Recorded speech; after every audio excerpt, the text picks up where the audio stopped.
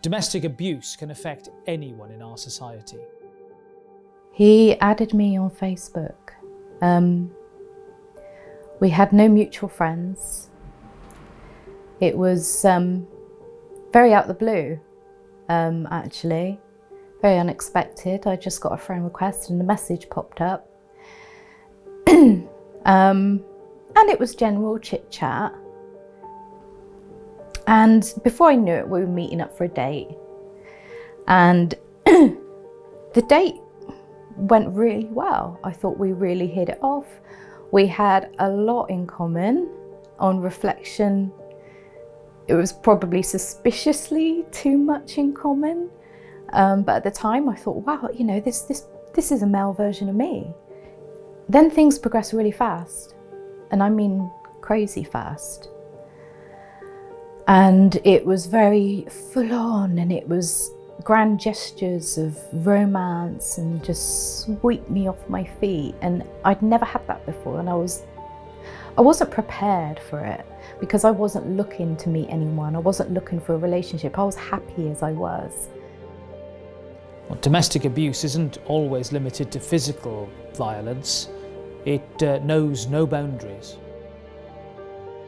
For no reason at all, he started having an issue with me having male friends on Facebook. You know, he'd glance over my shoulder and see my phone and see I had a notification. Oh, aren't you going to open that? Like, open it while you're here with me. Let me see what it is, kind of thing. And in the early days, I stood up for myself. But of course that would cause arguments, which he'd always win. He said that I made him insecure. If I just showed him my phone, he wouldn't act that way. I tried to get my point across. I tried to stand up for myself, but every time I did, I'd be punished. Then there was, you know, and these things, there were so many subtle things. There'd be a comment about what I was wearing, or a comment about how I did my hair. And it started to sort of chip away at me, actually. So I ended up worrying more about my appearance and spending longer getting ready, because I thought, oh, he doesn't like me to look like that. I've got to do it just right. I've got to be just so. I just wanted a normal, happy relationship. I just wanted somebody to love me. I started to feel that I wanted to end the relationship. And he agreed to come round so that we could have a talk. And he came round, and instantly I knew I was in trouble. He came storming in, and he grabbed me, shoved me on the sofa and stood over me and pointed his finger at me while he was standing and I was sitting like this, just terrified. And he said, "Now listen here, you need to be more submissive to me." Things that I used to love doing. I couldn't remember the last time I watched one of my favourite TV shows. I couldn't remember the last time I listened to some music or I sang.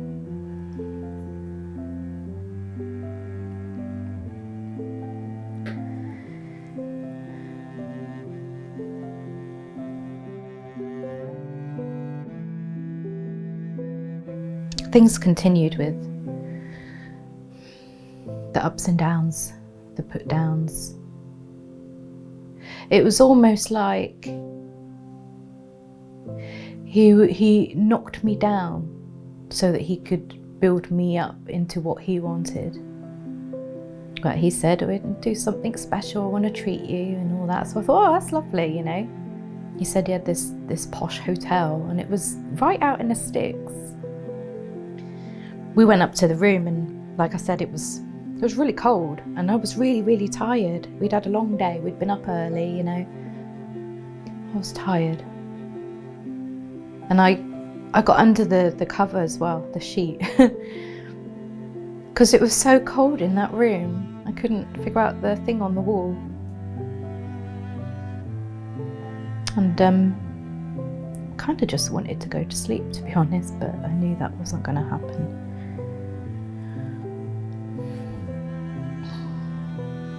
So he started wanting to get intimate with me.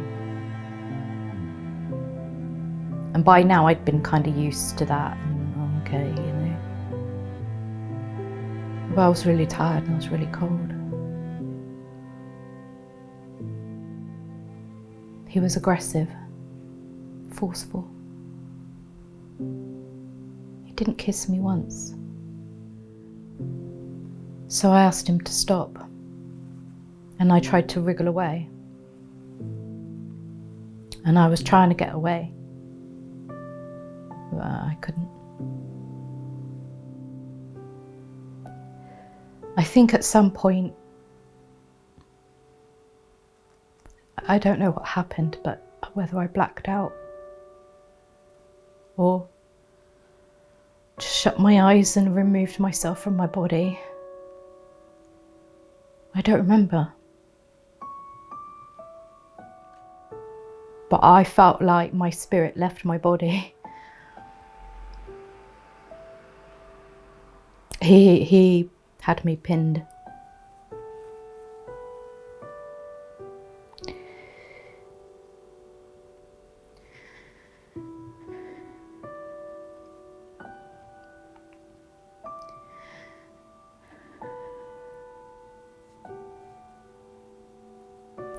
He raped me.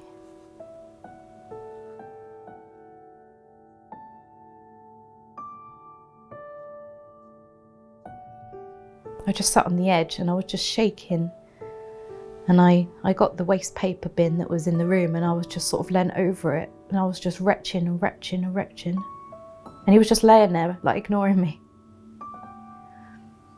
He turned around and said, "You know what, babe, I'm done with you now."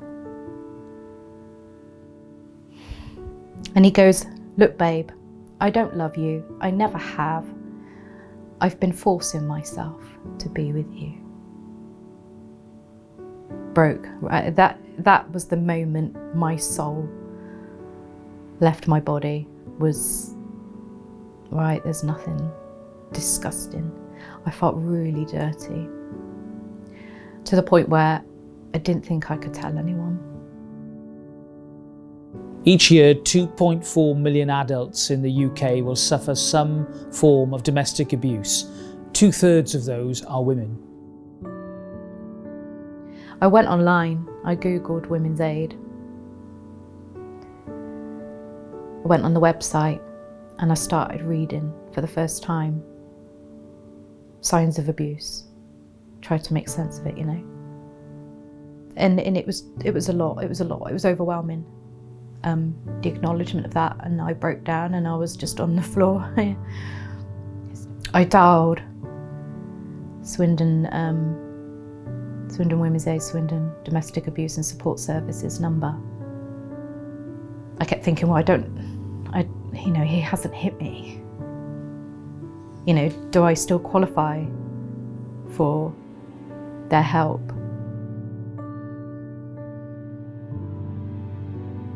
And I hung up before they answered the first time because I didn't think that I deserved to phone. Hello, can I help you? Please just let me tell you what's been happening, and I need you, a professional opinion, to tell me whether this is wrong or not. Next thing I know, a lady called Natasha contacted me and she said that she was a NIDVA. Never heard of one before. She advised me what to do and I needed that, you know. She gave me the emotional support that I didn't have from anywhere because I was very much on my own. Not only did they help me to break free from that terrible relationship, they opened my eyes. They believed me without judgment, gave me support. They did offer if I wanted to go into refuge, but there was no pressure there. once everything settled down and I was sort of, finding myself back again a little bit, they offered if I wanted to do a course that they run, and it's called Recovery Toolkit. And it was so refreshing to meet other people that understood exactly what I was sort of went through and where I was at. And then afterwards there was another one that came up called Route 66, which is more about where do you go from now. And I thought to myself, what do I do now for me, It was one week I was sat there and they had a guest speaker from Wiltshire Police come in, and she came in to speak about opportunities of volunteering. I applied for the police, did all the formal applications. She texted me one day and said, "Congratulations, you've got in," and that was amazing. I can now sort of volunteer for the police and help make a difference in the world and help make a change. My soul has now come back to me, it's come back to my body. The essence of who I was before is come back, but actually it's come back stronger. This year, we'll be taking the Domestic Abuse Bill through Parliament, and I'll be spearheading those efforts. Why? Because we want to make sure that the victims of domestic abuse and their families are protected from perpetrators in the most effective way possible.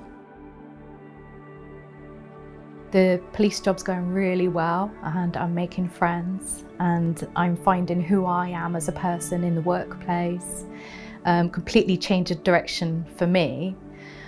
But also I've continued with the singing workshops, and now I'm actually writing my own song